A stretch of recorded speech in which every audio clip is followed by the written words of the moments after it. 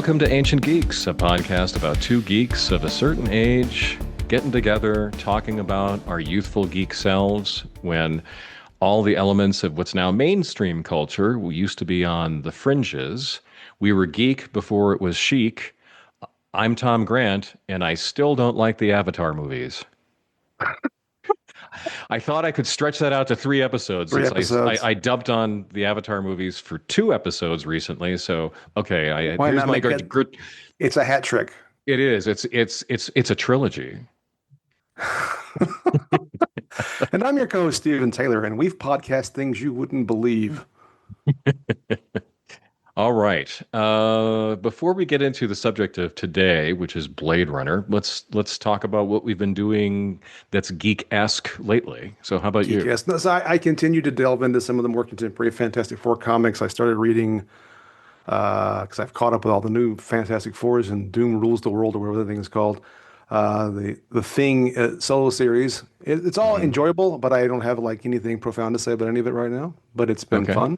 I did you sent me that Humble bundle for the Doctor Who comics, so now I have a bunch of Doctor Who comics to read. Good. So I've been playing a game, which I sometimes do with a friend. Hi, Scott. We play, since he's in a different part of the country than I am, he and I will play strategy games, historical strategy games, like Crusader Kings. But because of my recent desire to immerse myself in all things Japan, I'm playing Ghost of Tsushima, which is a really good game, I have to say. It's very fun, where you are fighting Mongols on the island of Tsushima. And it's a big open world kind of game like Red Dead Redemption. Oh, okay, cool. Yeah, cool, and I don't normally like playing solitaire games, but this is a good one. Spiffy. All right. What would you pick as a soundtrack for this episode if we had the budget to afford such things? So I'm going to go. There's a new thing I'm going to do. There's an entire album that I would pick. Ooh, but then I will get some tracks. So Alan Parsons Project. So I'll do that again, which is one of my favorite bands of all time. iRobot, the second album, iRobot, really thematically fits this movie. Rather, I listened to it again this morning as I was doing some prep. But I would the 3 songs that really stick out to me for those that know what I'm talking about or wouldn't want to be like you, which is a theme in the film. Breakdown, which is about a robot that breaks down, and then Day After Day, The Show Must Go On, which really fits in some ways that the final scene with Roy Batty. It's a great album. I love the album, but it fits really quite well with this movie. Yep, given my affection for prog rock in my early years, then I would definitely agree with that. I picked the song "Who Are You" by The Who. I thought that was pretty direct and to the point. That works. Absolutely. Yeah. But you get extra credit for a whole album. Oh, a whole album. Okay. I don't want to be like you. Really, kind of stuck with me after listening to that album. Yeah. No, it's a great album. Okay, we'll get to talking about music from Blade Runner in a moment. But let's dive into Blade Runner. There will be spoilers of this movie that is now 43 years old. It's up there. And the first question we always want to talk about, since this is a podcast about our early selves and the beginnings of geek culture, how did you first encounter this movie? So I remember the movie came out when I was 13 years old, and because it was an R-rated movie, I did not go see it at the time, though I was intrigued by the fact that Han Solo was in a movie, and it was a science fiction movie, but I did not see that, and I was trying to figure out, for the purpose of this question, when it was that I first saw this film, and I cannot tell you exactly when it was. I know I must have rented it from, those things that we used to call video stores, and probably watched it on VHS at some point. I know I have seen, and I've seen it subsequently multiple times. It was in, I think I've mentioned, I took a course in college called Postmodernism in Film. We watched it in that class. I know I've seen the theatrical cut. I know I've seen, and this is actually anticipating a question you're going to ask, but I'll go ahead and say it now. The theatrical cut, I have seen one of the director's cuts, and of course for this purpose, we watched the final cut. Right. But I really am not sure exactly when I saw all these films.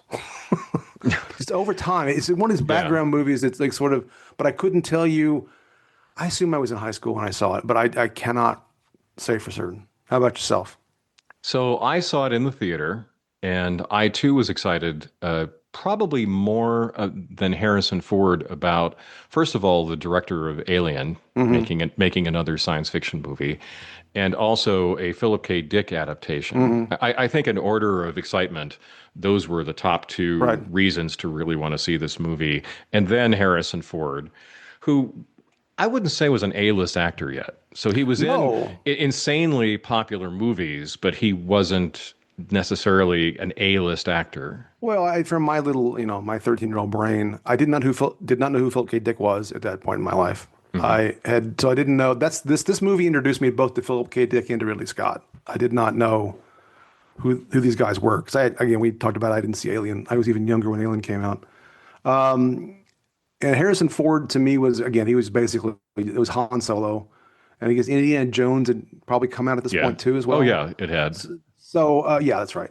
So just the whole Harrison Ford science fiction thing was really what kind of got my attention. I remember it being in the theaters. That part is very distinctly in a memory, but I just didn't go see it at the time.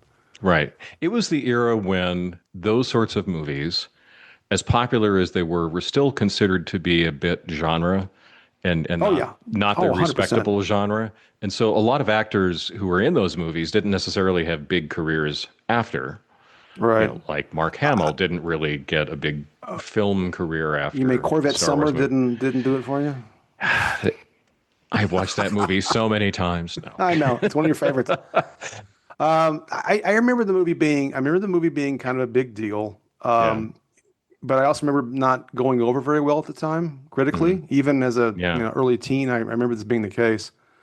I remember it's supposed to be a serious movie, and I do remember being sort of described as being slow at the time. Right. That's the kind of memories I have about this film. Yeah, I was very impressed by the movie, and this goes to one of those aspects of watching movies or reading books and so forth. How do you know at the time that something is going to become a classic? Right. Now, I certainly loved the movie when I first saw it. It was during a time when, quite honestly, there were a lot of great science fiction movies and fantasy movies coming out. That late 70s, Hmm. early to mid 80s Right. was a landscape dotted with Well, lots and lots and lots Flash of great. Gordon came out during that period Of to make it course, to make yes. your That was point. the first thing I thought of. Sure. Uh, uh, so I felt like this was something special. Right. And that's not to pat myself on the back, to say like, oh, Tom has prescience about these things, but it just felt different. Like this is it was going to last maybe with a lot of people, not just me, Right. and certainly given the number of recuts of the movie, Oh my goodness. Yes. had reason to kind of keep coming back and coming back and coming back. That's an interesting phenomenon about this It is. movie. It I really think is. everybody listening to this knows it, but in case you don't, this movie went through many recuts by Ridley Scott, Yes. and it really goes to the heart of, I guess, the principle that you never finish a work of art, you just stop working on it. And then he decided not to stop. Right. I certainly think that one of the re-edits was the version that I bought when I bought the DVD. Right. And this was, I think, one of the first DVDs I ever bought. Right. Yeah. And I think I meant to look and I didn't. yeah. I think I have that. I think that one of same with me. One of the first DVDs I bought was one of the because there's two director cut DVDs, I Yes, think, I think so. Yeah. and I have one of them. Um, I mean, to me, and you can correct me because I think you know this film better than I do, but I feel like well, I know you can find. I watched some last night. There's YouTube videos that go through all the different versions Right. if anyone's curious. But the distinguishing characteristics are the theatrical release has the terrible voiceover, Right. which I think Which is a staple of film noir, which we'll talk about yes, later. Yeah. But but it was a bad idea. not executed well in this particular case. No, And no. Harrison Ford was not happy with it, and you can tell. Uh, He usually has such a poker face when he doesn't like something. He's fairly stoic. yeah, yeah. I just felt like this delivery was like, yeah, just can tell. I'm gonna do this, but I don't wanna.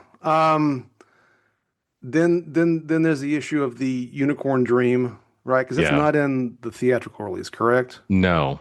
I That's don't believe add so. Scott adds that in the where Deckard has to dream about the unicorn, which then comes into play later. Also, the theatrical release has the happy ending, which I'd forgotten about until last night, Right. which is just not great. Surprise, she's not going to die.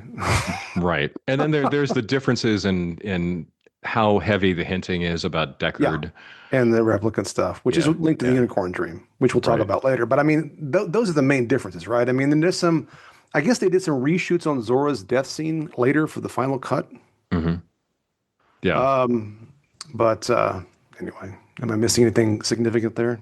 No, I don't think so. But it was compelling that there were these new versions coming Hmm. out. I mean, I probably when Netflix was still sending out DVDs, All right. probably had one sent to me that included all these different spins on the story. Speaking of being an ancient geek, I mean, Netflix sending Yes. out discs, what a concept. Yeah. That was actually a great system. It was pretty good. So just do you mind the tangent here? No, go right ahead. Oh, so I, we talk often about the experience of consuming content, whether it's Hmm. books in a bookstore or in a Right. library, Right. or hunting down parts of a multi-book series where we couldn't find all the parts, and Right. maybe the first one we found was volume three. Is here, I think you really had to be very deliberate about your choices. Not Right. today, where you can just like fire up any movie you want. You don't like it a third of the way through, you skip over to something else. It was, I get this thing in the mail. We're going to watch this, and then we're going to send it back and get the next thing that we have deliberately chosen. Right. I actually think that's a good rhythm to get into. Yeah, I mean, I can argue it both ways because part of me, especially the hunt part, I miss in some ways, Hmm. right? And then on the other hand, if I want to actually binge Breaking Bad, I don't want to wait for the next disc to show up. I want to hit play. It's like, so I get, but you're right. I mean, there's a more deliberate kind of choice going on. Yeah. And it definitely has changed. And it really is remarkable. I mean, the tangent's worth it for this, and it does fit the theme of the podcast, right? The way in which we consume media has so radically changed Yes. over our lifetime. It's phenomenal, right? Right. You And can it, relate it back to last episode in the Twilight Zone. I mean, part of that was like this is rerun thing that you would encounter, right? yeah. It's almost kind of weird from like when I was trying to, it's just there is something about a show just whatever's on is what you're watching, and then sort of learning about that show over time through that Hmm. process, as opposed to, Right. well, they're all there, Stephen. You can watch all 5 seasons right now if you so desire, and it's just a different experience all the way around. Yeah. I find it's a very useful, certainly from the standpoint of doing this podcast, that at any time we can jump Oh into yeah, it's great. any movie, any episode of a TV series that's available online. But it loses the childlike Hmm. anticipation, Yes, it does. of I may be like one of five people who's interested in this very obscure movie, Right. and it's coming in the mail. Ooh, it's almost here. That was a fun part of the Yeah, experience. yeah, I don't disagree. It's just funny. Okay. Let's go through the movie, Yeah, let's and do it. we're not going to go scene by scene. I'm going to go through the different segments of the movie, and first there's the setup of everything, which Yes. starts with the overflight of future Los Angeles. We get to the Voight Kampff test Hmm. of Leon. Yes. We learn, bit by bit here, fairly quickly, I would say, about this particular world, about the replicants, about the fact that they are an underclass or a slave class in Yes. that society. We get the sense for the vibe of what the near future is going to look like, which is, would you say it's dystopian? Yes. Oh Yeah. yeah. I Okay. think it is Okay. just stuff in. Because it does actually look a lot like contemporary places in this world. But Leaving aside the run replicants, down, run run down. down. Yes. I mean, Yeah. everything seems to be decaying, Yes. except for the Terrell Corporation building and Yeah. the flying cars. Right. Things are run down. Things are garish. Everything's it's I noticed this time more than before. Well, I've always kind of noticed it. It's what's the word I want? It's cluttered. Yes, Everything exactly. is cluttered. Which that is, so that's certainly the case in the world today. Like there are places, certainly like in suburban America, you're driving along and there's just lots Hmm. of multicolored signs Yes, commanding your attention. There isn't a blimp with a Japanese woman right. floating overhead. Well, in your house there's not, but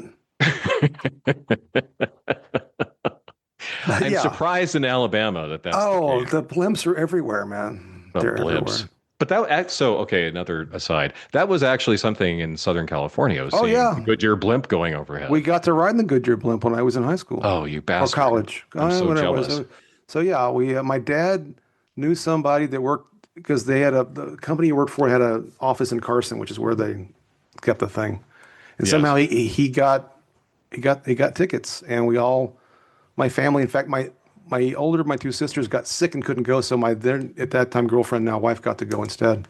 But yeah, it was pretty Yeah. awesome. So there was actually a tie-in to Southern California there. Yes. At the time there were blimps. They didn't have the jumbotron on them No. playing some commercial and playing this very eerie music and anyway, it was, I think, just near future enough to be credible. Yeah, yeah. Oh no, it felt credible. I mean, it bumps me now that 2019 is gone now, but nonetheless, it did Right. at the time seem in the 80s or even the 90s, it seemed like a credibly near future. I mean, some of Yeah. the technology is pretty fantastic, so maybe not quite, but enough. Certainly, the way in which the world looked was reasonable. Right. And among expectations that the movie played on, there was certainly the one that the Japanese would be a dominant Yes. force in the world, uh, which didn't turn out to be the No, case. But but at the time, there was a lot of, I would say, anxiety about that. yes. And I know we mentioned, I can't remember now what episode it was. We did mention this previously that there Yeah. was, oh, with Buckaroo Banzai. Right. The sort of influence of the Japanese was prevalent in the 80s, late Right. 70s, early 80s. Yeah. So again, it's this mix of the familiar and unfamiliar in seeing future Los Angeles, Hmm. which it had the great flyover at the beginning, Yes, which is sort of metropolis like yes, layout of Los Angeles with the gigantic ziggurat like yes, building that the Tyrell Corporation is in and on flames shooting up and so forth. yes. I think that was that like almost immediately when I was watching this movie in the theater, I said, "Whoa." No, the visuals are fantastic, and those Yeah. visuals at the beginning are breathtaking. I mean, I Hmm. I will say, I was going to say this at the end, but I'll go ahead and say it now since you mentioned Los Angeles. I was. It's a very minor thing. I don't want to make a big deal of it. That city does not remind me at all of Los Angeles, not even future Los Angeles. I know that the Bradbury Building is in Los Angeles, Right. but that the evocation in this movie, seemed more like Detroit or Chicago, not Chicago, maybe Chicago, but New York. It didn't feel like Los Angeles, even future Los Angeles to me. Now you can correct me, and Oh no, I think you're right. part of it is the rain. You and I both know from Southern California, it never rains like that, and even if it does rain, the thunder almost never happens in California. Right. And that, I mean, again, it's very minor, but I mean, in some ways, I don't even know sure why it was set in Los Angeles because you don't even see the ocean. There's just nothing about it that makes me think LA. Nothing. Except the grubbiness. Yeah, the grubbiness fits, but I mean, but when I think grubby, and I know parts of LA are grubby, I feel like I was unkind to LA in some previous podcast, but it just made me think more of a Detroit or parts of New York than it did Los Angeles. Yeah, Because it's I think you're partially it's the right. cavernousness. I think it's part of it too, because of all the tall buildings. I mean, LA has tall buildings, and I know parts of LA would feel this way, but I don't know. I don't know, it's not a big deal, but it just didn't work for me in that sense. Well, at the time, there were lots of TV shows and movies that would be set in Los Angeles Right? where they would have it raining a Yes, lot and that's right. for effect. Right. And the funny thing is, it always bugged me when that happened, Hmm. except in this movie. Like I'd watch something, probably because it was contemporary. I couldn't come up with an Right. excuse that, well, this is the future, climate change, yada Right. yada, some sort of rationalization for it. But in lesser works, I would Yes. see that like it would be some sort of detective show, Right. and they were trying to create a mood, and the cheapest way in their minds to do it was to make it rain a lot. Right. Like, oh, we have to hunt down this serial killer, and wouldn't it be great if we were all, in the, slogging through the mud, chasing the Hmm. guy someplace? Yes, okay, this is Los Angeles. This happens rarely. Yes, exactly. This torrential Exactly. rain. I mean, granted, it seems even less now these days, but yes, I do know that rain is kind of a noir kind of atmospheric thing, right? So Right. Yes. I mean, it works in the movie. Don't get me wrong. The Hmm. rain works. It does help make it feel even more claustrophobic and a Yes. little more dangerous, because your things are obscured or it's slippery or whatever the case may be. Um, It just, whenever they talk about LA, kind of like, oh, I don't know, fine. I mean, but anyway, it doesn't. We can move on from that. But yeah, it's Yeah. So I would say that it also evokes kind of the insignificance of the people. I mean, there's so yeah, many of them, and right. they're so dwarfed by these Yes, cyclopean yes. buildings around them that it kind of that all adds to the mood a lot too. One thing about the mood too, I would say, to along those lines, is it's funny. The film, the city feels both overcrowded and empty at the same time, Yes. which is pretty remarkable. It's sort of spiritually empty, Well, that's yeah. which is sort of Los Angeles. S- Sorry, listeners who live in Los Angeles, but I'm from Southern California, so I can say that. All right. So, did you think that the first scenes did a good job of setting up the film? I think yes, based on what we're Oh, saying absolutely. I here. mean, But they're stunning opening scenes. The car is amazing. This the whole like the fire and the lights and the rain and the bill. It's a rather remarkable film, and it is visually appealing from the beginning. That this is the future, but it also clearly is not a clean, shiny Star Trek future. It's a different kind of future. no. It's all pretty. It's no. It's really well done. Well, and it certainly sets up that this is a world of haves and have-nots Yes, very quickly, and the cars do that. It's not everybody has a flying car. right. That's You know, right. yeah, and there lots of other elements in the first part of the movie that really drive that home, including like the first meeting with Tyrell. Where Hmm. you can see the uber rich. Oh yeah. No, and that hits even harder now, I think, in our era of a billionaire tech bros. He's like a prototypical type of Yes, that kind of person. yeah, who's physically above everybody Yes. in a very hermetically sealed world. Hmm. It's constantly you know sunset for some Hmm. reason Yes. in that world. There's all these accoutrements of wealth, including like the android owl and Hmm. other things. Anyway, it's a fantastic movie from a production design, cinematography, everything. I'm telling people what they already know, but No, no, no. again, It's you could see that at the time again that this was going to be kind of a special movie. I would say from the very first time I saw it, I was struck by the visuals. Watching Yeah. it this time in particular, and I've made passing reference to Hmm. this. One of my main hobbies is photography, which especially in the last, I don't know, 10, 20 years. And I think this is the first time I watched the film since I've become more of that mindset. The one thing about photography, at least for me, is the more you do it, the more you start to see the world as individual shots. Right. I'm constantly composing photographs in my mind, just looking at the world, and so I've become much more cognizant of blocking and framing and the way in which shots are composed in movies and in television. And this film, it just really is quite stunning, the work that Scott does. And of course, one of the scenes, speaking of the sunset, is the scene when he interviews Rachel, and just that office with the sun setting in the background. And in fact, sunset photos are a thing that I take an awful lot of. So I was really struck by it this time. And of course, when he lowers the lights, it's just remarkable. The whole thing is, and it's a wide shot. I'm a big proponent of wide shots. It's something Yes. that Vince Gilligan does well in Breaking Bad and Better Call Saul is these wide shots that are just really truly dramatic. Hmm. And this struck me in this and other parts of the movie that are there's a lot of close-ups too, but I mean that shot really got in my head.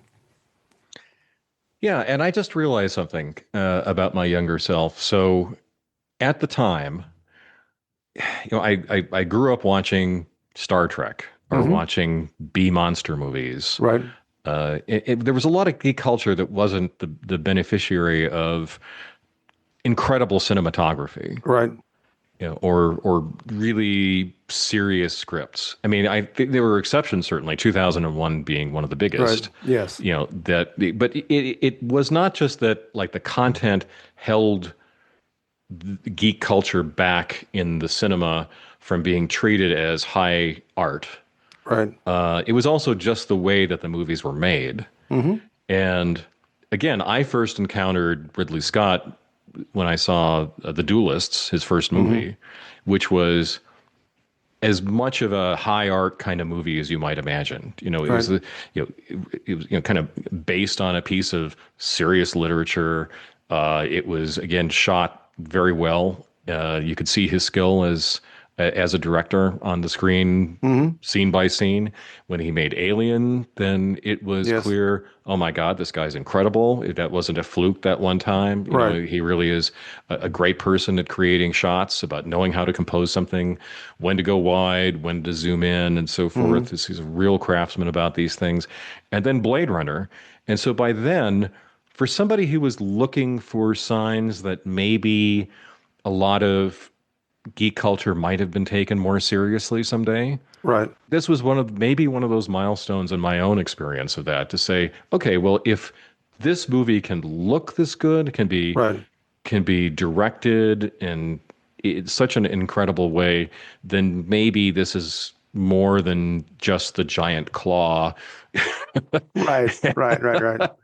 As lovable as that movie was, or The Blob, or any of these other things I wasted so much time on. But it could be a lot more. We could see this kind of content being taken very seriously, not just because audiences liked it or it adapted something that was considered to be a more serious piece of work or whatever, but also it might look like a serious movie.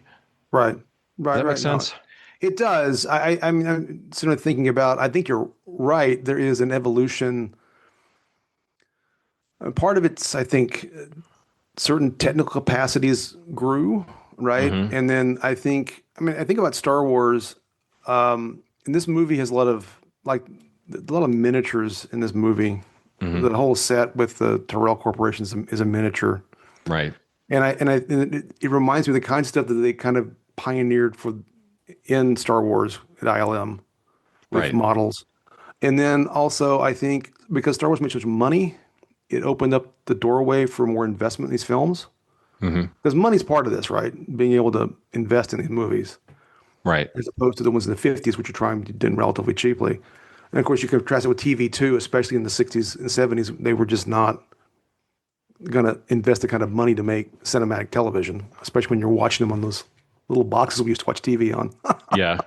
um, so I think part of it is this evolution of filmmaking itself, and especially a willingness to invest more in science fiction. But I agree with you that a lot of the previous science fiction that we got, especially early in our definite youth, were not as impressive. Although I will say, because I keep thinking about this, and I may write about this on the Substack at some point. I am continually realizing how impressive more than I mean I love Star Trek and we've talked about that ad Mm-hmm. infinitum, but I made reference to this a couple times in the podcast I think, but the production value of Star Trek from when it was made, it really is off the charts. Yes, it is. And I know that it doesn't fit what you're saying because it still is a limitation for TV, but it really, really, really is amazing. Well, the Uh, lighting, the since we're talking lighting, about cinematography, the yeah, way that it used shadow and color, yeah. I just thought was great at the time and still Yeah, do. yeah. I mean, it Yeah. really is, especially when you compare it to other stuff at the time. It just Hmm. really is amazing. I mean, especially when compared to the TV in the 70s, which is just really kind of a step back by definition. Oh, yes. But yeah, I mean, this is. I agree with you to sort of try to bring it back to the topic at hand that this movie demonstrates a capacity to film a beautiful and well-crafted product, right? Right. That probably, yeah, Alien fits into this category as well. Hmm. But because because it was cast as a horror movie, it may not have gotten some of the same attention, although it got a lot of attention. I think Alien, I'd be curious, we can talk at the end from Scott's, oeuvre here, whether Alien or Blade Runner, which one you think is the better movie. Hmm. But, you have to go back to 2001, and that's, again, another high caliber artist and Stanley Kubrick making that movie. Right. They tried Star Trek, the motion picture. Actually, we're going to throw another one, Boy. but they just went over the top on it, right? But Yeah. that was the idea, though, right? Was to make it a more beautiful film. It's Right. just they didn't know when to stop or where Yeah. to go. Well, I think with Star Wars, it Hmm. was a technically impressive movie, clearly. Yes. Where they invented new ways to do things with Hmm. miniatures and other special effects. And that became kind of like a rabbit hole you could go down Yes. as a fan of like endlessly Hmm. reading articles about how ILM created the Death Star trench Right. and the That's right. camera that went down the trench. Anyway, you could do a lot of that, but it was a movie with a very simple Manichaean morality to it, Right. pretty straightforward story. Blade Runner had the technical achievement plus a somewhat more adult story. Oh, definitely. Definitely. Yeah. All right. Let's go to the middle part of the movie now. Okay. So that's really, I think, encompassing the whole process of both Deckard tracking down the replicants and the replicants tracking down Tyrell going on at the same time.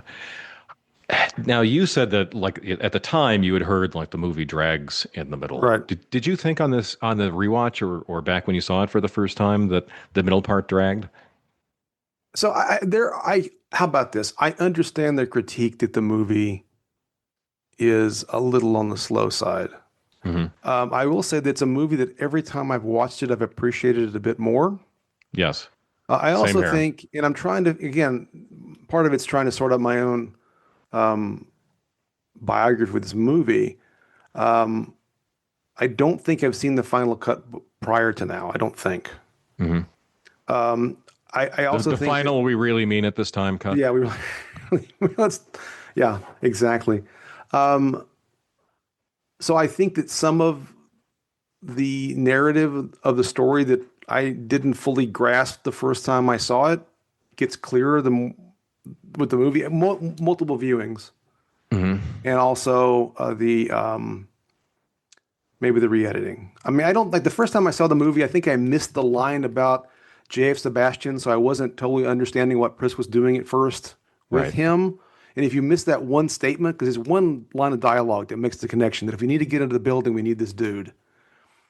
And but this time it was quite clear to me. The whole thing was clear to me. But um, the only part of the movie that I still don't totally understand is why Zorro was where she was, because it seemed like all the other ones were trying to figure out how to get into the Tyrell Corporation, but she was like at this exotic dance place. I mean, I Right. don't. Maybe they're just trying to pay the bills. It did because they clearly are all very connected, right? Because all Hmm. very upset when everybody dies, but it felt that part always felt a little disjointed. I understood Leon and Roy were connected somehow, and Pris and Roy were clearly connected, but the fourth one didn't quite seem as connected. Does that make Yeah. sense? No, I agree with that. It maybe who knows what the dynamics were among the replicants. Right, Maybe she just wanted to be left alone and right. live out the rest of her very short life. Maybe you're right. It was just to pay the bills. I don't know. Yeah. That I that mean, I that didn't part need was to unclear. know exactly that. I mean, so it's not one of these where I'm griping that they didn't fill in the gap for me. It just if Hmm. there is a because we really don't know what the rest of them are doing either, to be honest. So it's not like I needed a biography of how they got from, or a narrative of how they got from outer space to Earth, and really what their goal was. I mean, the goal was to live longer. That much is clear, right? Right. And to get Tyrell to do something about this. That part makes perfect sense. But what Zora was doing it just seems slightly like sideways to the story or orthogonal in some ways that I didn't fully understand. Anyway, that's a minor gripe, but it's a gripe nonetheless. Yeah, I think it really was just a setup for seeing what the process of hunting down Yeah, replicants yeah, look yeah. like, and Right. you know also some other incredible visuals with Oh her yeah. death. Yes. Yeah, and Absolutely. seeing Harrison Ford pretend to be a dorky city employee, Yes. It's good. Yeah. a little bit of humor in there. Yes. Um, any particular scenes in the middle part of the movie that stand out for you that you really enjoyed or you thought didn't work in hindsight? You mentioned, kind of this question about Zora, No, but I had this plot question about what was going on. It wasn't really a scene thing. I liked all of that entire sequence, and of course, the death sequence is quite impressive with her crashing through the glass, Mhm. and with the mannequins in the background, and sort of all the symbolism that goes along with that. So I don't really have anything that didn't work for me in terms of scenes. How about yourself? Yeah, I didn't I never really thought it dragged. Hmm. I thought the scenes were good. I think that they needed to, if they were going to have some sort of romance with Deckard and Rachel, to have enough time to establish a little something. Actually, in a lot of old movies, it just sort of happens. Like, oh, I love Right. you now.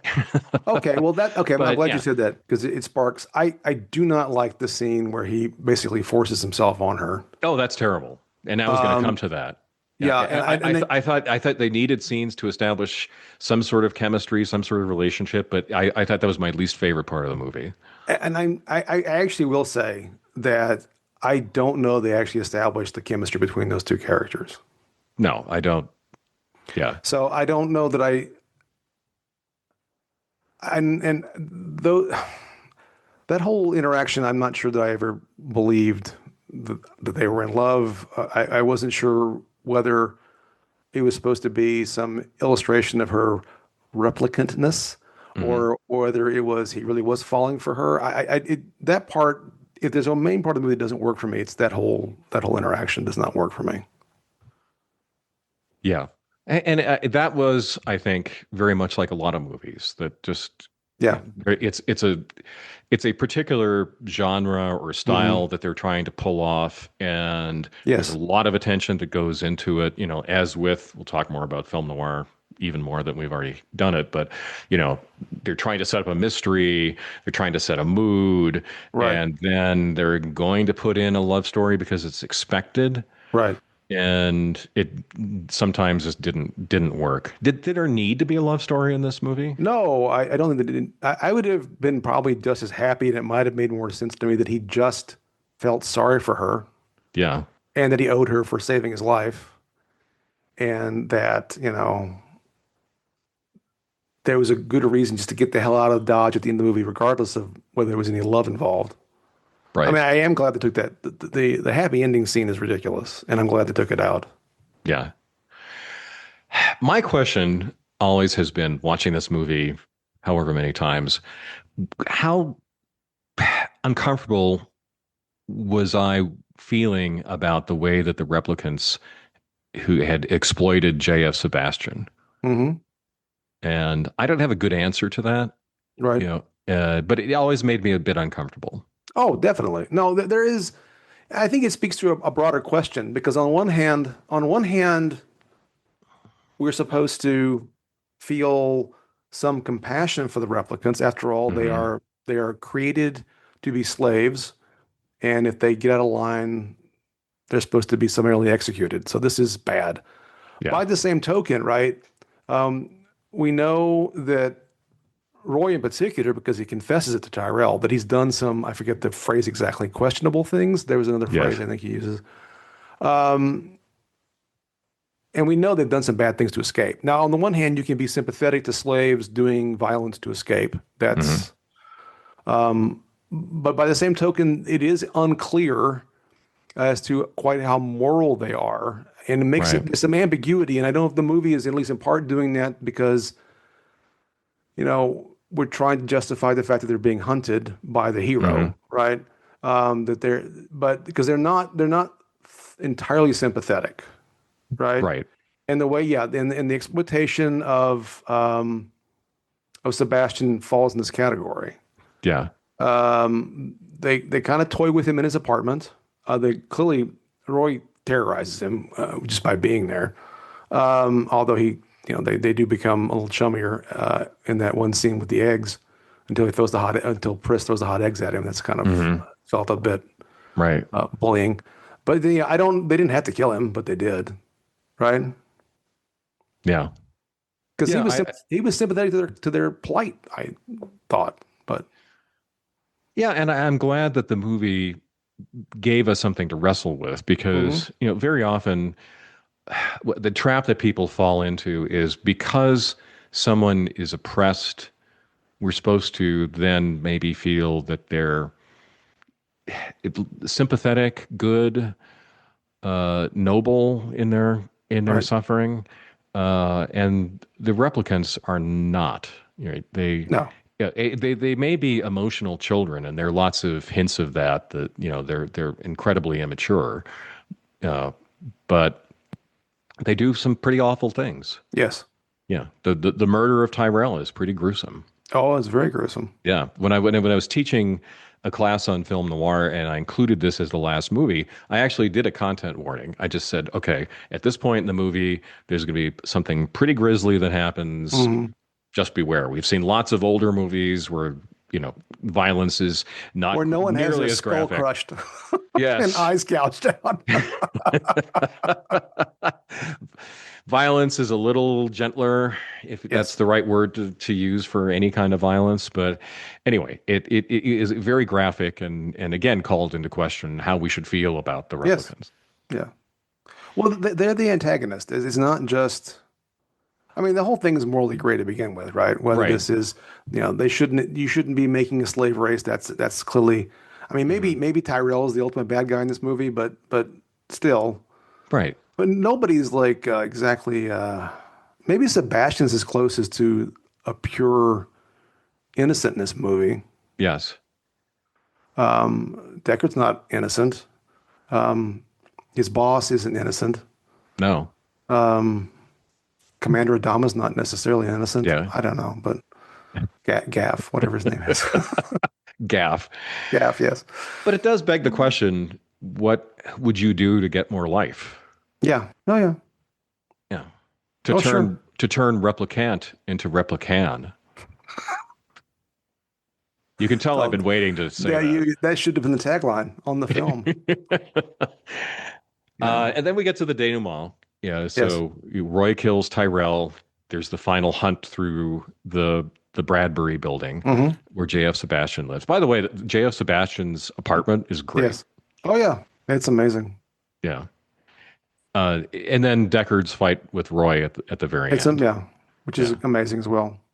Yeah, so I think whatever, you might think about the middle of the movie, if you, dear listener, liked it less than we did, I think the last part is inarguably great. No, I think that's true. No, I mean, I think, to get back to this, get it drag isn't maybe not the right word. I mean, I understand why someone might find this film, especially, I guess, the original cut, a little slow. If you, but I think this film is also a collection, I think, of not quite entirely discrete pieces, but they're these very important scenes that all work together, which the Hmm. movie is. But I mean, it doesn't feel as trying to get my the right way because I was thinking about it when I was watching it. It's not necessarily as fluid as some movies, despite all the rain, um, because some of these sets of scenes are a more discrete subsection of the movie instead of flowing one to the other. If that makes any Hmm. sense. I'm constantly reminded that I am not trained in film critique, so I struggle to figure out how I want to say these things. But and it's also it's in some ways it's about the visuals are so key, and then it's the characters, and again maybe some of the plot stuff doesn't flow the way some films do. I don't know. I struggled to say what I'm trying to Well, say, I but so I so the middle part of a movie often is where they fail. Uh, yeah, And there's also a lot of movies that fail in the third part too. Yes. Actually, that's maybe even more than the middle part. But the movies that kind of fumble the ball in the middle sometimes do because a lot of the scenes are individually uninteresting, Hmm. or they're not really building the story Hmm. or the mood or whatever it is you're trying to do with the middle part of the movie. I think this does both. Hmm. And I think, I just watched um, the latest Ryan Johnson mystery movie with Daniel Craig, Knives Out, Hmm. the third of these movies. It's a 2.5 hour movie. Hmm. That has, I think, a lot of building up of the story, which is Hmm. pretty labyrinthine. What? And I would say a fairly complex mystery at work. It trying to kind of then do enough to make it seem like a satisfactory Right. path towards the ultimate revelation. But I didn't think that the scenes in the middle were that memorable. Not at the Hmm. level of this. Like there's the scene where Leon almost kills Deckard, and Rachel shoots him in the head to save Right. Deckard. Right. That was like a really powerful Oh scene. yeah. Leon is terrifying. Yes. It looks like he's like Deckard is dead. You don't have any idea how he's going to get saved. It's meaningful that she's the one who Hmm. saves him. Right. Anyway, all of that was really good. As much as I enjoyed the latest Knives Out movie, it didn't see scenes like that as Right. much in that film. I will ask this about the final fight. Hmm. Um, when we can talk about, I mean, there's a lot going on. I mean, one, it is visually amazing. The Hmm. part where he grabs Deckard through the wall and breaks his Yes. fingers is insane. Yes. And Um, he's howling like a the wolf. howling and the Yeah. howling that I will say this, the howling at times worked and times didn't work for me. Partially it was Hmm. the way in which they filmed his mouth with the sound. Yeah. Because sometimes it looked like he was doing the howling, and sometimes it looked like they were overdubbing howling onto his mouth. Right. Again, minor, minor, minor, minor. But I the I'm not entirely sure. And I'm curious what you think. I don't know that I don't know that it matters. It doesn't change my enjoyment of the scene. I don't entirely understand why he saved him at the end. It's By mysterious. Roy's Sam Deckard. There was Yeah. this because it's really this truly frenetic, sadistic pursuit. Hmm. Again, he breaks his fingers just to prove that he can and gives him the gun back Right. because you can't kill me. And he's howling and he's pursuing and it's raining and it's dark and Deckard's climbing for his life and almost slips and then Roy saves him. We just I I'm think not. when I first watched the movie, I interpreted that Roy was doing something to show he was better than Deckard. Maybe. A more moral person. There's all the Christ imagery in his Oh, there's death. so much The Christ imagery. extremely heavy-handed. I think I that's mean, that's maybe the worst part of the ending is just the blunt instrument symbology of oh Roy no, Batty's it's death. almost like he could have a neon sign, "I be Christ-like," because Yes, he's got the stigmata, he's got the the dove. dove. Dove Yeah. releases into the sky. I mean, it's yeah. Yes. Now the monologue makes up for some of that stuff, Yes. which is remarkable. Yeah. Which Rutger Hauer wrote. So I've been I read that he wrote it, and I also came across something that said that he edited the original and like compressed it. And I meant to look that up, and I don't know the answer to that question. Yeah. It's still It's still wonderful. amazing. It's amazing. No, it's amazing. It's It's moving. It's mhm. it's suggestive. Yes. Without saying a lot. Not Yes. a lot of words necessary Right. to make that scene really potent. Yes. Anyway, it's amazing. It's one of the best pieces of dialogue in movies. Period. No, It's just it's up there. yeah, and hats off to Rutger Hauer, whatever level of Right. responsibility Right. Right. he could claim to the authorship of it. Okay, in general, what did you like the most about this movie? I think I mean, if I'm gonna be honest, the thing that I like the most about the movie is the way it looks. Hmm. It is a remarkably shot film for reasons I've described already. I think from there, the performances, I mean, the performances are great, and I enjoy the somewhat more ambiguous story and trying to sort of think through all this stuff without it being, as you say, just a Manichean, good versus evil kind of Hmm. thing. How about yourself? So here's my hot take of this episode. I It's my not favorite. Avatar. Thank goodness. I think the amazing look of this movie Hmm. is both the thing I like the most about it and the thing I like the least about it.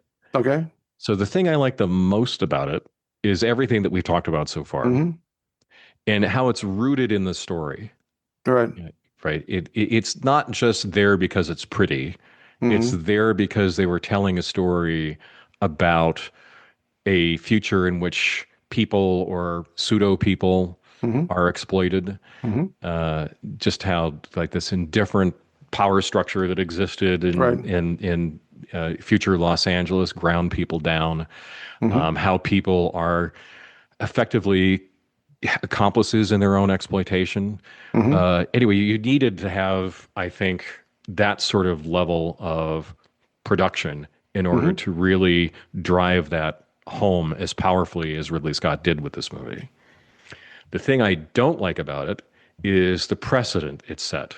I think the completely misread precedent by other filmmakers who Right. create very pretty visuals, Hmm. very things that really kind of reach inside you, Hmm. but don't have that connection to the story. Right. It is just style over substance because Sure. this movie is style and substance well integrated with each other. Lots and lots of future movies made by people who watched this and wanted to do something at the level of Blade Runner in visuals, including maybe lots of Marvel movies. Hmm. It's not as connected to the rest of the No, I movie. mean, clearly, I think for a film to be fully successful, it has to be integration of story and style. Hmm. And I think you could probably have made this movie in a satisfactory way with less of the style. Hmm. But um, I, I think that it is, there's just something very profound about the visuals. And again, part of it is because it connects to the story Hmm. in ways that are, we could talk about further, I suppose. But it is just, it's just really, really affected me this time, the way it looked, more than any other time before. Hmm. And that's why it's my number one thing, even though if all it was were visuals, it would obviously not be Yeah. as good a movie. I also think one of the things I really like about the movie, and when people talk about movies, they talk about this endlessly. It did a great job of showing, not telling. Hmm. Like to go back to the ending of the movie, we see we see things throughout the movie, but especially at the end that show that the replicants we should treat them like people, but Hmm. they aren't exactly people. Right. Like the weird way that Pris dies, Hmm. thrashing around like Yeah. that, Yeah. Yeah. or the fact that Roy can plunge his hands through a brick wall. Right. Again, they're not quite human. It Right. doesn't mean that it just anything justifies the Right. horrible way in which they're treated, but they are different. Yes. Or their emotional immaturity comes off, Oh kind of yeah. quite naturally through the So film. I'm glad you brought that up because I was going to mention it a minute ago, and I think it's at the scene of Sebastian's house, but there's some Hmm. other scenes too. Rutger Hauer does a very good job with Roy of making him both at times within the same sort of adjacent scenes, Hmm. menacing and childlike. Yes. It's very impressive.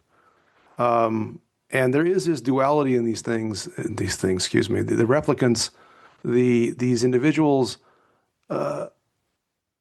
who they had this menace to them, and they've Hmm. again done unpleasant things, some justified, some not, but also they're children basically and slaves. Yes. It's a very complicated and well portrayed in the film, Right. I think. Yeah, and that I think that kind of deepens the disquiet we feel these Hmm. we are seeing the exploitation of children. Yeah, that's right. Maybe super strong children who can plunge their hands into boiling water and punch through walls, but they're Right. still children. Yes. Anything that we haven't talked about that you didn't like? And did anything seem particularly dated? Since this is a movie made in 1982. Well, I mean, I'll pick my favorite topic for many podcasts. All the Here it smoking. comes. The smoking is very dated. Um, I guess it really does. I mean, to take a step out from the movie itself, it just goes to show how things really have developed over our lifetime as it pertains to smoking. Smoking used to be Yes, ubiquitous, and it just right. isn't anymore. And so the idea that they'd be smoking in the future seemed perfectly logical in 1982, right? Or the early 80s when Hmm. they made the film. But that seemed dated. I mean, obviously there is there's technology. I mean, there's still newspapers in 2019, payphones, although they're video payphones. But I mean, there are some things that aren't anticipated. But I mean, how do you anticipate these things? But it didn't bother me anyway. I didn't think it detracted from the film in any way. Hmm. So I mean, I think I've already mentioned. Really, my gripes are I don't think the Deckard Rachel romance makes full sense. I've No. already talked about the rain in Los Angeles. I will also say that while it sounds totally cool that they're called Blade Runners, it makes no sense whatsoever. I know Yeah. he bought it's a different totally different story. It's not from Right. the Philip K. Dick novel. Scott or some producer had bought the rights to a story named Blade Runner, and they used it in the movie. It sounds Hmm. totally cool, but I just can't figure out why that. It doesn't matter. It doesn't matter. It just strikes me. Anyway, how about yourself? Don't think anything seems dated other than maybe, as we were talking about earlier, this expectation that Japan would overwhelm the Well, world. yeah, there's that too. Yeah. Yeah, I think that doesn't translate well into the 21st century. No. There's a lot of symbolism in this movie too, and we've Oh, said yes. how heavy-handed it is. Sometimes it's not so glaring, as it is with Roy's death. I think, for example, like the you mentioned the mannequins as Hmm. Zora's running through Yes. the plate glass windows of Hmm. the store display. The unicorn, Hmm. that's meaningful. I think actually I'm glad that the final cut or whatever we call the ultimate edition is didn't include the unicorn dream because there's Oh, enough it there. does. It Yeah. does. Oh, that's right. It did. It It did. does. It did. You've got to have the unicorn dream for you've got to have the dream for the origami at the end to make any sense, Right. or at least to Look, create that I actually ambiguity. think it could have made sense without the dream. That a unicorn would be one of those things that people It might have made you walking think, out of the yeah. movie would talk about, like, why a unicorn? But Right, that's right. what did that mean? Anyway, and I think people could have figured it out, or if they didn't figure out exactly Ridley Scott's intent for it, then maybe it was still would have come up with some other good ways of interpreting that Right, enhance their enjoyment of the movie. We talked a lot about the production design. The only other right. thing I wanted to mention was the Bradbury Building, which is a real Hmm. place, Yes. and it is kind of an incredible interior of that Hmm. building. Yes. Whenever you see it in any kind of movie or TV show, it's impressive.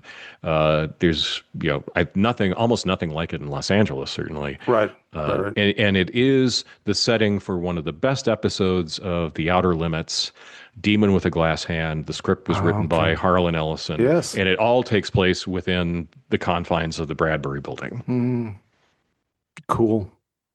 So there.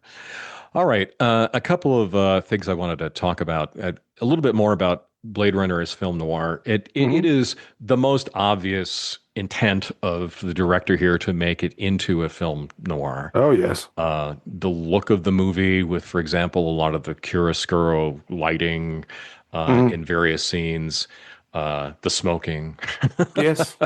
the moral grayness, the kind of the confusing world that our point of view Hmm. protagonist is going through, the kind of the emphasis on kind of we define ourselves by our choices. There was a kind of a famous essay about trying to explain what is the essence of film noir. Is an essay I really agree with. That existentialism says that we are the sum of our choices, and this is Hmm. a movie about the choices that Deckard has to make and other people have to make in the course of the movie. Certainly, the exploitative relationships, both kind of up and down the socioeconomic ladder as well as laterally, Hmm. kind of horizontal exploitation. Boy, I'm sounding very professor like today, professorial today.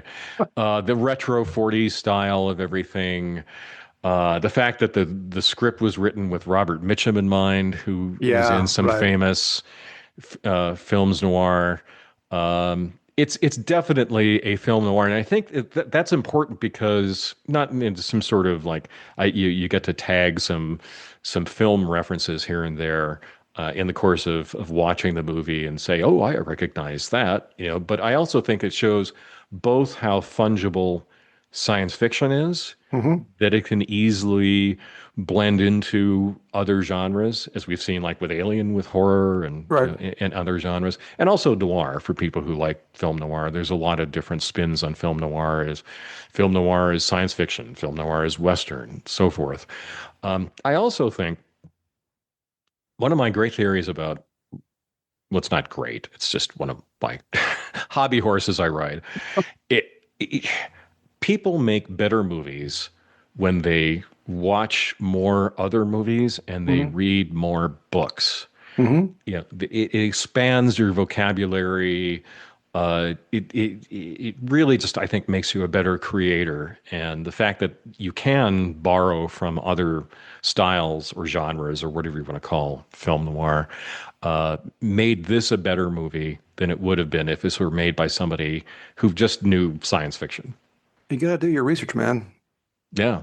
You gotta do And the you lit have to review. and you have to look for inspiration in Yes. Yes. inobvious places. Yes. Yeah. I think the interesting thing that comes out of it is the movie. We talked. I mentioned. I asked that question about things looking dated or feeling dated. It still seems like a credible future in some ways. I mean, No, it forget does. all the Asian influence Sure, stuff, sure, sure. Hmm. but the dress that people have, the buildings, Hmm. the implied society that they live in, and so forth, Right. all seem fairly credible. No, I agree. Yeah. Okay. What'd you think of the casting? The cast is fantastic. I Yeah. really have no gripe about anybody in the cast. Yeah, and it's a smorgasbord of character actors Yes, it from is. this era. So take for example the guy who played Leon, Brian James, shows up in Yes. a lot of movies of Oh, yeah. this particular vintage. He always plays a particular kind of character, Hmm. but he also plays it really well. Or William Hanna, who played J.F. Sebastian. He was another Hmm. mainstay. He's sort of that sort of mousy guy. Yes. He was really good. Anyway, just great casting. I don't have any complaints about any of them. No, no, no. Fantastic. Yeah. A little bit about Philip K. Dick. I think the weirdest thing about Philip K. Dick is, who is kind of a weird guy who wrote weird stories. The Hmm. weirdest thing is when this movie came out, he was not as big a deal in the geek world among people No. who read science fiction as he became later Right. to a broader audience. And I think, like, if you ask somebody who's not a science fiction reader to name a science fiction author, I think today a lot of people will say Phil Dick. Hmm. At the time, nobody would have said that No. practically who wasn't already reading science fiction. And so it's kind of interesting how Philip K. Dick was sort of an outsider, also like within the science fiction community. Right. Like you didn't see him at conventions. He was a troubled guy, so Yeah. there's kind of all Well, sorts the of tragedy is he unfortunate. died before the movie was released. Yeah, he saw the script, Hmm. but and And like young too, in his early 50s, as I yeah, recall. but he was part of the new wave of science Hmm. fiction. I think not as self-consciously as people like Michael Moorcock, who we talked about before, but Hmm. certainly fits within that. He had a definite Philip K. Dick sort of story that he wrote, Hmm. and it was all about uncertainty, about Right. reality, and about yourself. Hmm. And so, The Man in High Castle, are we Hmm. living in the right timeline. Is Right. something seems wrong here? Minority Report about not being able to trust reality, Hmm. or at least kind of trust the way that we interpret reality. Right. A Scanner Darkly, Flow My Tears, the policeman said, are all about kind of a loss of identity. Right. Like, am I this drug dealer, or am I the policeman who's chasing the drug dealer? I wake up one morning and I used to be a celebrity, but suddenly nobody knows who I am. Hmm. It was all these unsettling things about reality, which are certainly at the heart of this particular story. Like, who is a real person and Right. who's not, That's right. and does it That's right. matter, right? Also true. Yes. Yeah. But again, he wasn't the most popular science fiction writer at the time. Hollywood loves him, though. Yes. I mean, there are a lot of Philip K. Dick based movies, and more than I realized. I looked at the Wikipedia page that summarized them. So there's Minority Report, A Hmm. Scanner Darkly, Total Recall, Screamers, Radio Free Albemuth, others I'd never heard of before. Why do you think Hollywood likes his books? I don't have a good answer. I have not read that much Philip K. Dick, so I don't really have a good sense.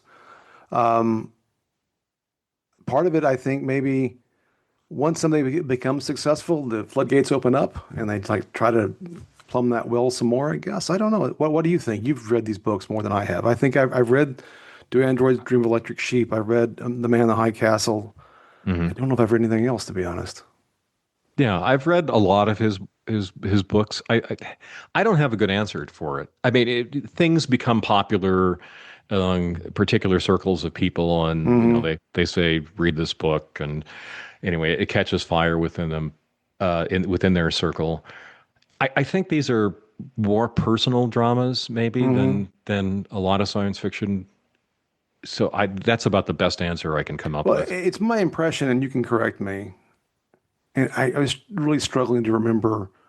The main thing that sticks into my head about "Do Androids Dream of Electric Sheep" is that all Hmm. the animals are dead and all the animals are all fake. Right.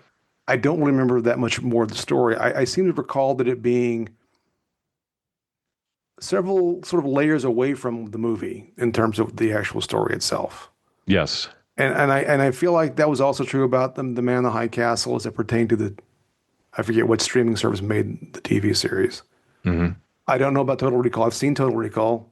So I wonder, do his stories have, and maybe this is partially the answer, a kernel of a really filmable idea that can be developed into a script? Because it Boy, doesn't feel like they're really developing the actual story. You know what I mean? I think that may be spot on. I think that's a brilliant observation. Yeah, it's an interesting kernel, but you can spin it a lot of different ways. And I Because and like, I thought, go ahead. I was gonna say I like the movie better than the book. Yeah, that was my impression as well. That it was a more, but it was not. It just was not a direct adaptation of the book, right? I'm right Right. about that, Yes. correct? Yeah. But I mean, I never saw Minority Report, but I understand the premise, right? It's the idea Hmm. that they can use basically algorithms to predict crime. That I see how that by itself can be a particularly compelling kernel for a movie, but I Hmm. can't imagine the book and the movie are identical. Right. Yeah. Most of the time, by the way, as a longtime science fiction and fantasy reader, I'm disappointed by the film adaptation. Sure, the This book's this always is this better, is as they this is say. the Yes. this may be the biggest exception. I mean, and then this again, this is another thing, and I'm thinking, on the fly here, so I could be really wrong about this. It seems to me that in the past, like our youth, that book adaptations were often substantially different. Like the Planet of the Apes is very different than the Hmm. book. Right. This movie and the book are different. I feel like in more of our adulthood, there's been more attempts at more true adaptation. I mean, The Lord of the Rings comes to mind. I know there's still stuff that gets Right. cut out, but it really feels like we're trying to adapt. We're not trying to write a story based on the novel. We're trying to film the novel. That just seems to be more the case. Yeah. Like Game of Thrones, it's really, I mean, there's still a lot gets cut out because there's so much to film in those books. but it still is. It's not. It doesn't feel. This movie just really feels like an adaptation of a story. We had an idea, and then we came with a different story that was based on the book, but it's not really congruent in that sense, right? I don't know. I had to think about whether this is true. Maybe this Planet of the Apes and this are two good examples of that I can come up with. But anyway. Well, I'll say that there are a lot of movies, as you said, that aren't really adaptations of the story. Hmm. So I'm going to go back to monster movies of the 50s. Hmm. The Beast from 20,000 Fathoms. Right. There's a big dinosaur that survived into the modern world that runs rampage over a city and it's brought to heel finally. And that's the movie. It Hmm. is not the story that it's supposedly based on, The Foghorn by Ray Bradbury, Hmm. which is a powerful and very sad story about loneliness and grief. I mean, Right. the movie has nothing to do with that, right? Right. And you know, Right. it's not just merely that, like with Planet of the Apes, they changed the setting.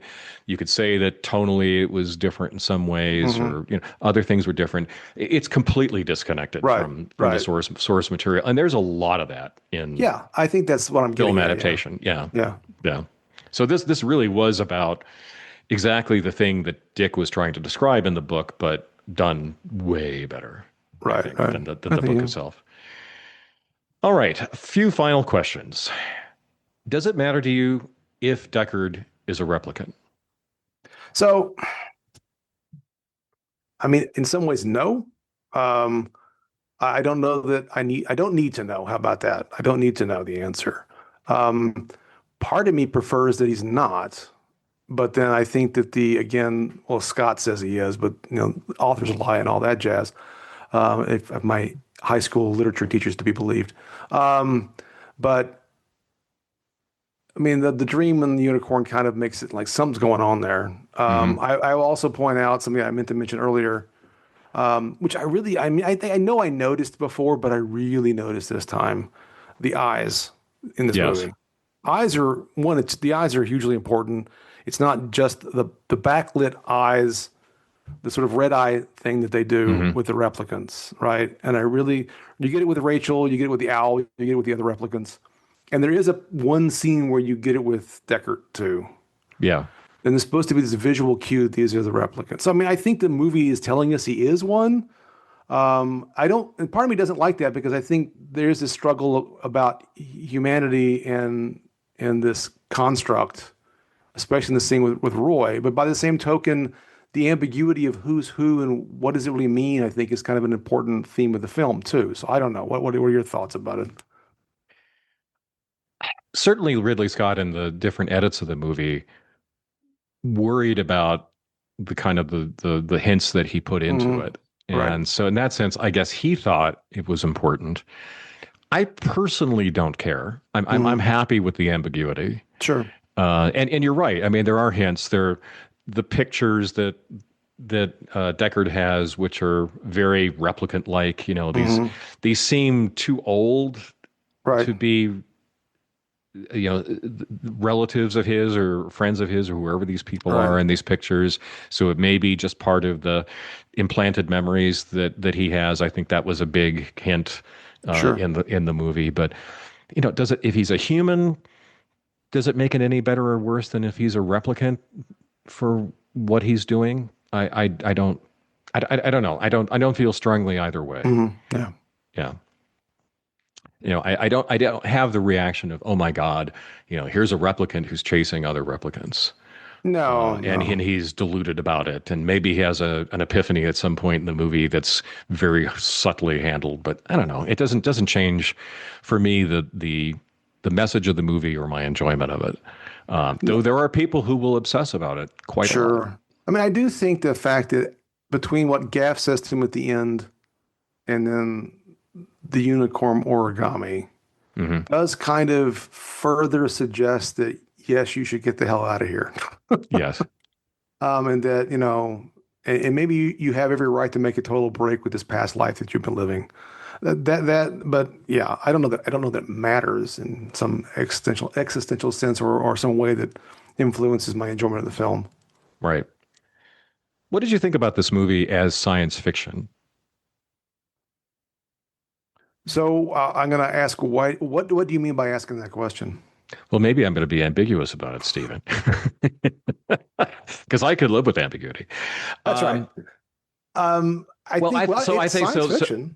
So I would say there are two things when we asked this question before, like about Hmm. Planet of the Apes. I think Right. I said one was it is a good use of a different setting with Mm-hmm. exaggerated features of our current reality or whatever it is that science fiction can do to help explore things in the here and now through Right. the allegory of science fiction, Hmm.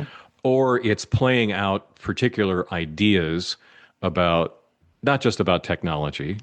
I Right. think like Philip K. Dick was talking about more than just technology. He was talking about, drugs and mental illness and so forth Hmm. often in his stories, which you don't have to stretch the technology to have the sort of stories that he wrote, Hmm. although he did, write science fiction stories. But anyway, you play out, kind of these logical developments about technology or other developments in our world and see where that might lead us. In either sense of that, do you think this is Well, no, yeah, I think that, I good mean, science fiction? this movie is about personhood, right? And Hmm. it's also about Right. power relationships. And I Hmm. think that the science fiction setting creates relationships and dynamics and dilemmas that you couldn't have in a non-science fiction setting. So yeah, in Right. that sense, sure. I think it's I think it. and I flying think it is. cars. Right. Yeah. So I think the replicants as an underclass of people Hmm. uh, who are kind of kept under the heel of the society that exists in this future world in the nastiest possible way by limiting their lifespans. Hmm. Aside from like shipping them off into terrible places to do the jobs that they don't want, real people to do, even Right. though they're as sentient and as intelligent or maybe immature, more than the average human who looks and acts like an adult. But in any case, in that sense, it's a good allegory. Hmm. It is a good projection forward, I think, also, kind of looking at, what the world we live in, is today and saying, okay, however many years in the future you want to take things, is this going to be the kind of cities that we live in? Is this going to be the kind of technology that we have, and so forth? It didn't predict everything perfectly, but No. it didn't need to kind of again say, well, this is still a movie that stands up in the way that it frames the near future. So let me ask you a question. It's always speculative as it pertains to the film. Do you, only thought about it this time. I don't know why I never thought about it before. It's partially because of what Sebastian says about, which I Hmm. remember him saying, that he couldn't go off world because he couldn't pass the test or whatever because of his condition. Yeah. So is it the case that anyone with any wherewithal has left the planet and that they've used the replicants to sort of forge the way for all the sort of people that have any money or opportunity to leave the planet? And that's why everything's so run down and terrible. It maybe people like Tyrell stay behind because he can be the man in the high castle, literally. Hmm. But I just sort of struck me this time that maybe what's going on here, right? That Huh. the underclass has, because usually in these films, I mean, or these stories, often the underclass are the ones that go out into space because they're basically like, like pioneers trying to like forge a new opportunity because they can't be successful back on Earth. Right. In this case, it just feels like all the people that had any, because why? I mean, again, Sebastian is theoretically at a high level in this corporation. He lives in this building by himself, but that building is falling apart and Hmm. it's cluttered with all this stuff, and he's alone. And while the crowds are all on the lower level, right? Excuse me, the crowds, they're all street level crowds. And Right. they're all dirty and they're all just kind of like beat down. There's Hmm. that one scene where those little people attack his spinner, his car, and they Right. steal. They almost look like Jawas to me, Hmm. but they're like they're making noises and they're stealing. They're scavengers. It's like there's no one outside of Tyrell is living in luxury, right? That we Right. see. And Right. I just wonder if that's what we're supposed to understand. Again, it's just a side sort of fun thing to think about. It doesn't matter to the plot, and it doesn't affect my enjoyment of the movie one way or the other. But it just really struck me this time that maybe that's what's going on here, that all the wealthy people have left, Yeah. Oh, that's an interesting and the take on it. underclass is Yeah. left behind. I don't know. Yeah. Well, yeah, but certainly there doesn't seem to be a middle class in this world. No. Yeah, it's just haves and have-nots. Hmm. Right. One have and all have nots practically. Yeah. I mean, Yeah. really, it's I guess Gaff's the only well-dressed dude in the whole movie, really. Right. Yeah. Oh, that's another thing that doesn't, I think, it seems a little uncomfortable in hindsight. The makeup for Edward James Yeah, Olmos, so is he supposed to be Japanese? I guess, right? But That did strike me. I don't know I why they felt that he needed to be because he made origami. That's pretty cringy, I have to yeah, I say. mean, I never really thought about it really before this. I mean, he because what he speaks at the beginning isn't Japanese. Right. It's some sort of pastiche of it's like it's called city speak, I think. Yeah. Although the noodle guy can translate. Why Deckard can understand him, I'm not quite sure. I don't know. And then but I did think, is he supposed to be Japanese? I never thought, I don't know, because I know that he's Mexican American, so I guess I always assumed he would, but yeah. Yeah. Did this movie need a sequel? Need a sequel? No, it did not need a sequel. I may watch the sequel. I'm curious now, Oh, but it did. you haven't I seen have the not sequel. seen the sequel, no. So I don't like the sequel both because I think it's a very emotionally flat movie Hmm. and not terribly well paced, and there's a bunch of other problems with it. But I also just again feel like this is the sequel that nobody needs, Right. other than the studio trying to cash in, Sure. And anyway, I don't think it's impossible to imagine doing a sequel. Right. I would do the sort of sequel that Aliens was. You make a different type of movie. Hmm. A movie about the off-world colonies Right. Yeah, that would be more might have interesting. been interesting. Yeah, Yeah. yeah. But anyway, going back and revisiting a lot of the same characters and the same beats, yeah, that really didn't do it for me. And last question, and we already kind of foreshadowed this, is Blade Runner an unintentional cautionary tale about tech bros? Yes. Yes. Yes. I think it is. It is kind of remarkable,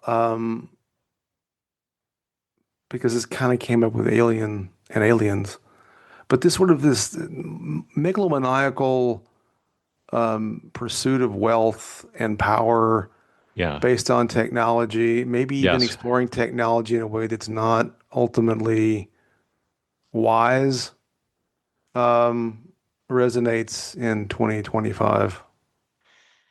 Certainly does. And Tyrell probably is the worst person in this movie. Oh yeah, he is the villain of the film.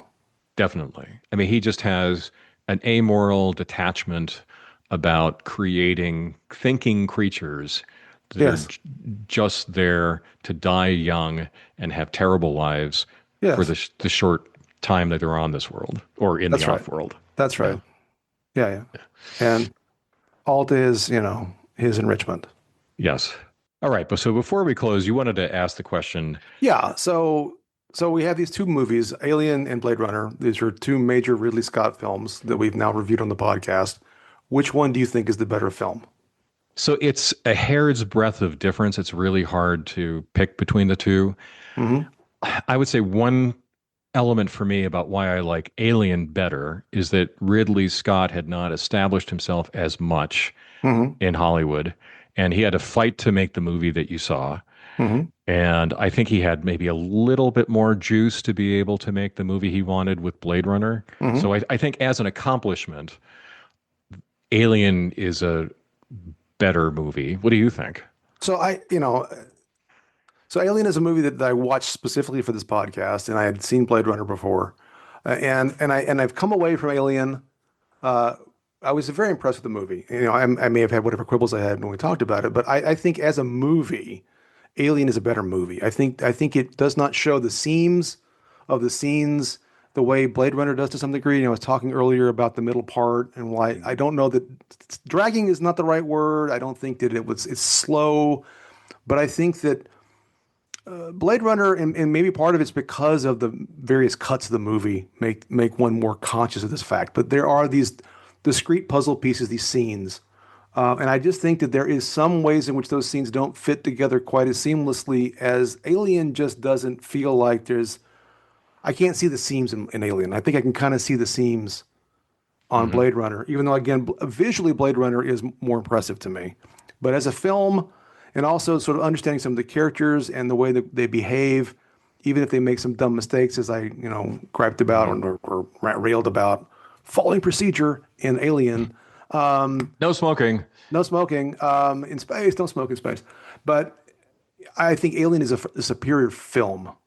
Although, I don't know that I would sit down and watch Alien anytime soon it's because of the nature of the film. Blade Runner, I might be more willing to watch more again at some point, more soon. Terrible grammar. Sooner Okay. than Alien. But anyway, I think Alien's a better movie. I think it's a more impressive film. Yeah. I think also there are moments in Blade Runner that seem a little dated that I didn't cite before, Hmm. like the sax music. We didn't It, talk about the mood, the music. The music actually overall is pretty good. yeah. Yeah. It fits the mood. But yeah, Hmm. I did notice the sax. Yeah. I mean, that was very 80s. And, Yeah. that kind of took me out a little bit. So whatever, micron of difference Hmm. in my Sure. enjoyment of the two movies, that's an extra micron maybe right I mean, there. I think I enjoy Blade Runner more than Alien, but I think Aliens is a superior movie in terms of its construction. It's there aren't any like the things like the Deckard Rachel relationship that don't quite work for me. There's nothing like that in Alien that detracts Right. from or makes me think about, well, what's going on here. Yeah. The motivations of that movie make more sense to me. And again, I have my questions. Some of them are worthwhile questions, like around why Roy's behaving the way he's behaving. It makes for interesting discussion. But I think Alien, I don't know, just Alien feels like a much better constructed from start to finish, along with its impressive visuals, its atmospherics, and just the overall story. It just is more Yeah. solid to me. So I would rate it as a better movie. Okay. All right. Wrapping up our signature questions that are merchandise related. Hmm. What merch did you have at the time? Zippo. I had Yeah, no same merch. here. There wasn't really merch for this movie, as I remember. No, I don't. I mean, they were posters, and there was one of those the movie magazines I remember seeing at the bookstore. But yeah, I don't think there was a ton of merch. Yeah. So later, I did have I would say, a meaningful piece of merchandise. So back in 2019, had a friend when we were living in the DC area, and he threw an Inception Day party Hmm. because that was the on the date that Roy Batty in the movie was incepted. Was that the right Right. word? I Conceived, whatever. Yeah. Anyway, so he did Hatched. he yes. Anyway, I don't want to say manufactured because that's But playing into the dehumanization. But anyway, he threw a party. We watched the movie, and then he put together a quiz with prizes. hmm. That was like a QI style quiz uh, Okay. that really were nobody was expected to know the answers. But anyway, one of the prizes which I got was this employee badge Very for nice. Tyrell Corporation, which I'm Yes. wearing right now. And sadly, Kevin is no longer with us. He passed away Hmm. soon after his Inception Day party. But I love this both as a piece of Blade Runner merch, as well as what it means having Kevin as a friend. He was a special guy. Hmm. What merch do you wish you had?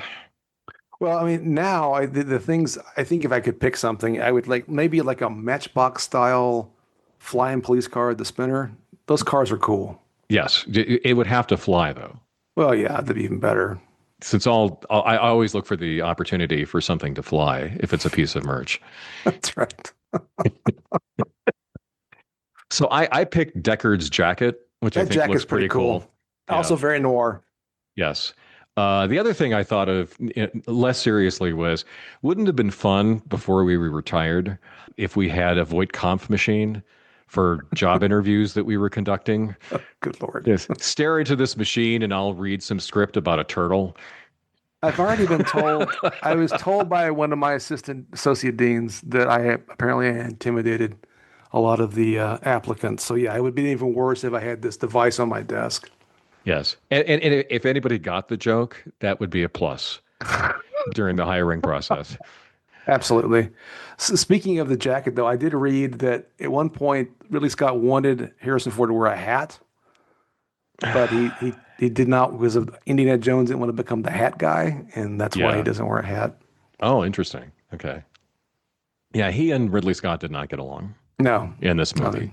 I guess they were okay later on, or that's what I've read. Yeah, that's what they say. But at the time, apparently, they clashed quite a lot on the set. hmm All right. Well, that wraps up our episode about Blade Runner. And thanks for listening, everybody. And we will see you next time. See you next week. Even though the flying police car is here to whisk us away, we just want to take a second to thank you yet again for listening to our musings and maunderings here on the Ancient Geeks podcast. If you like what you hear, please like and subscribe, and leave us a review on the podcast app of your choice. If you want to send a message to us, you can reach us at someancientgeeks@gmail.com. You can also read us and talk to us on Substack at someancientgeek.substack.com. And you'll also find us on Reddit, Facebook, Blue Sky, and Threads. All content is copyright 2025, Tom Grant and Stephen Taylor. Music is by Reversed Image, whom you can find on Pixabay. See you next time, when we are going to be covering Frank Herbert's classic novel, Dune.